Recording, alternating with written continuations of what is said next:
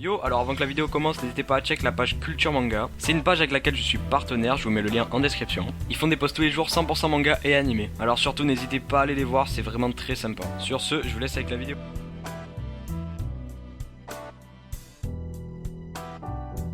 Bonjour à tous et à toutes, ici Denoz et bienvenue dans la DNZ numéro 11 sur la mélancolie de Suzumiya Haruhi.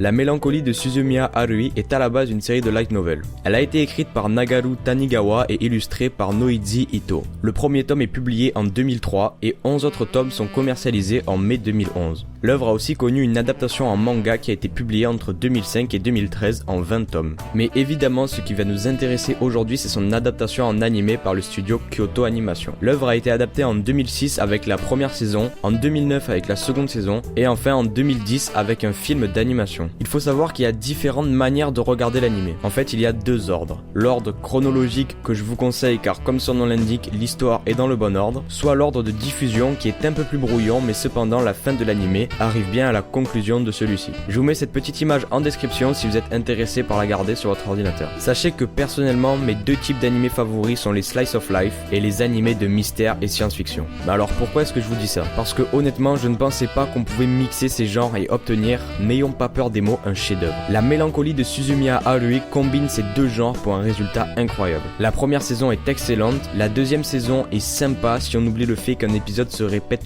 8 fois. 8 putains de fois, c'est pas une blague, c'est le même épisode et il n'y a que quelques détails qui changent et quand je vous dis quelques détails, c'est rien d'autre que des habits. Mais c'est là qu'intervient le film d'animation dont je vous ai parlé et il surpasse largement la saison 1, mais en fait il explose la saison 1 qui était pourtant déjà excellente et vient foutre une claque à tous ceux qui ont été déçus par la saison 2.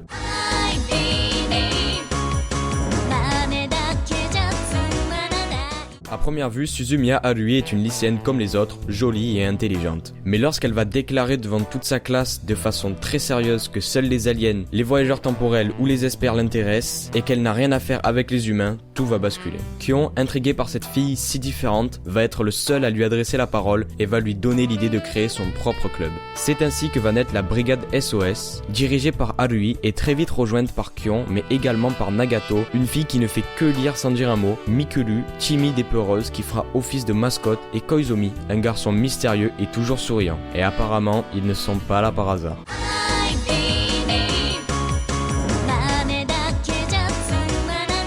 Pour faire court, toutes les péripéties durant l'anime sont simplement la cause de l'ennui d'une personne, Suzumiya Haruhi. Oui, ce n'est pas une blague. On va donc suivre les aventures de Suzumiya Haruhi et plus particulièrement d'un club, la brigade SOS. Créée par Haruhi, cette brigade a pour but de résoudre des mystères et d'enquêter sur des événements surnaturels. Elle est composée de Kyon, Haruhi, Nagato, Koizumi et Asahina. On reviendra plus tard sur les personnages. Les actions de la brigade restent banales puisqu'ils n'arrivent à trouver aucun phénomène surnaturel. On a alors un anime axé sur la comédie et c'est d'ailleurs très bien réussi. On a une bonne ambiance, mais si ça s'arrête là, pourquoi est-ce que la mélancolie de Suzumiya Haruhi se démarquerait d'autres animés de ce style? En fait, c'est un animé slice of life, school life, qui paraît banal et sans intérêt, mais c'est là qu'intervient dans l'histoire un putain de retournement de situation totalement inattendu. Un élément qui va venir tout chambouler, absolument tout. Le rôle des personnages, les actions de ces derniers, leur vie de lycéen, le développement de l'animé, votre vision de l'animé. Vous allez peut-être même remettre en cause des éléments basiques que vous pensiez acquis car on vous les a présentés plus tôt et qu'en général les animés school life ne font pas ce genre de modifications.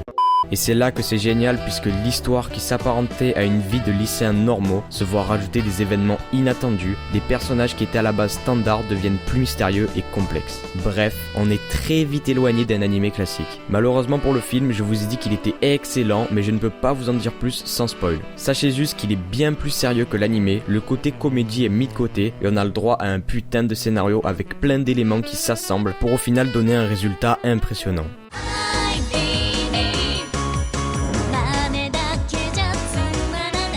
Les personnages développés et rencontrés dans l'anime sont principalement les membres de la brigade SOS. On a évidemment d'autres personnages, mais pour la vidéo on va se concentrer sur les membres. Je vais vous les présenter, mais je ne peux pas vous dire le rôle de chacun d'entre eux. Je vais juste aborder leur caractère et leur personnalité, cependant gardez à l'esprit que aucun personnage n'est là par hasard. Et si je ne vous en dis pas plus sur eux, c'est évidemment pour ne pas vous spoiler des éléments clés de l'anime. Kion est le personnage principal. Il est râleur et se retrouve souvent dans des situations dont il se passerait bien. Mais au fond, c'est bien sûr une bonne personne. C'est intéressant de noter que c'est le personnage qui nous paraît le plus proche car l'histoire est racontée de son point de vue. En fait, il est lui-même le narrateur de l'histoire. Suzumiya Haruhi est l'autre personnage principal. Le titre La mélancolie de Suzumiya Haruhi est très bien choisi puisqu'en effet, le point de départ de l'anime est son ennui. Tristesse, car elle trouve le monde trop banal. Alors on peut bien s'imaginer que cette fille a un caractère bien à elle est excentrique, impulsive, autoritaire et elle est spéciale mais a toujours le sourire et est de bonne humeur. Sachez aussi que l'élément qui retourne l'anime est directement lié à elle, je vous laisse le découvrir en regardant l'anime.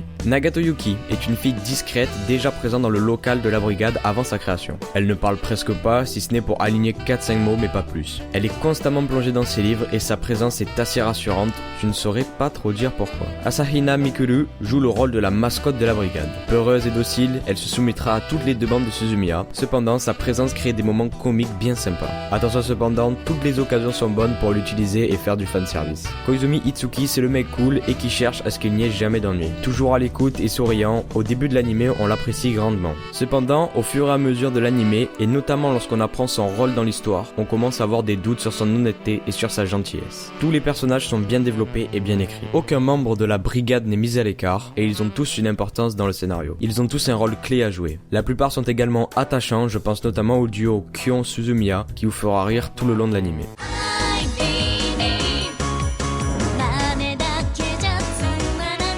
Pour ce qui est des graphismes, on retrouve bien le style de Kyoto Animation, notamment dans les chara design. On voit tout de suite que c'est eux qui sont derrière l'anime. En plus de ça, même s'ils sont simples, les chara design restent très sympas. Pour ce qui est des animations, là aussi l'anime reste très satisfaisant. L'ambiance est très bien gérée selon le ton de la scène, notamment grâce aux couleurs plus ou moins vives. On ne se rappellera pas de cette œuvre pour ses graphismes, mais je n'y vois pas non plus de points négatifs, ils sont corrects et satisfaisants sans être exceptionnels.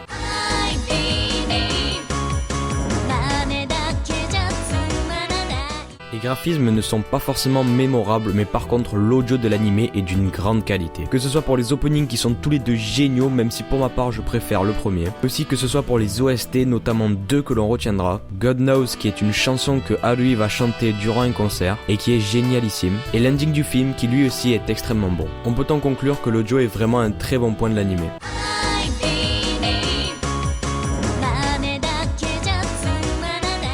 Si je devais vous résumer ce que je pense de la mélancolie de Haruhi Suzumiya et du film, c'est juste une énorme surprise. Je n'hésite pas à lui mettre la note de 18 sur 20. Et croyez-moi, ce n'est pas exagéré, surtout quand vous terminez le film, vous êtes juste ébahi. On s'attend à un school life niais comme on pourrait en voir partout, mais l'histoire prend sans prévenir un autre tournant et va vous surprendre à coup sûr. Les personnages sont eux aussi très réussis et développés, et l'audio est quant à lui de très très bonne qualité. Je ne peux que vous conseiller l'œuvre, en espérant qu'elle vous plaise à vous aussi. Et c'est sur ces mots qu'on va terminer cette DNZ numéro 11 sur la mélancolie de Haruhi Suzumiya. J'espère que la vidéo vous a plu, n'hésitez pas à lâcher un petit j'aime pour m'aider, et à laisser un commentaire pour donner votre avis. Allez, bye bye.